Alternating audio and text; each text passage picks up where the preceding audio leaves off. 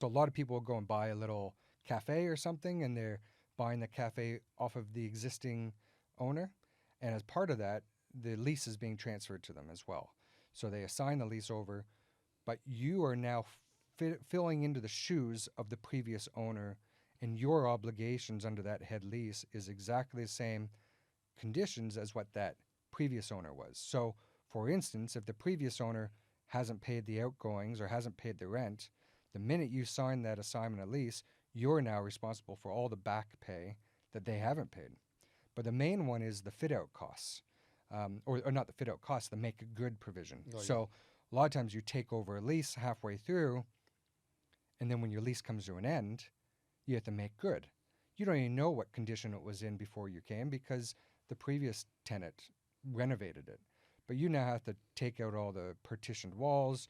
You might have to take out the entire kitchen.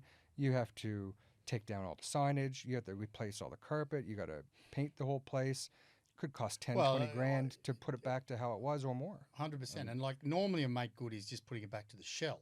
Yeah. But getting rid of, like, you can pay 60 grand to actually do to gutter and like a cafe, a kitchen. Yeah, which is crazy. A lot of times the kitchen is really expensive and nice, but the landlord does not want it. And there's also the case of just back to shell. The case of outgoings is a bit of a minefield too, because when you sign the lease, you've got a rent component, then you've got an outgoing component.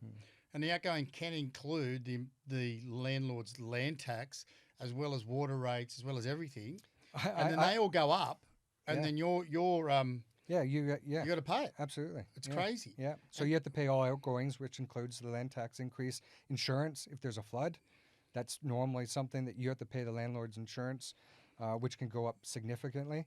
I had one, I won't exactly say where it is, but I had one where someone had took over a lease, so the lease was assigned to them, and then they got a letter from city council saying, so when are you going to satisfy the condition to build the parking lots, which is $120,000? You're kidding. So the actual condition of operating the restaurant with a liquor license was the construction of all these parking spots.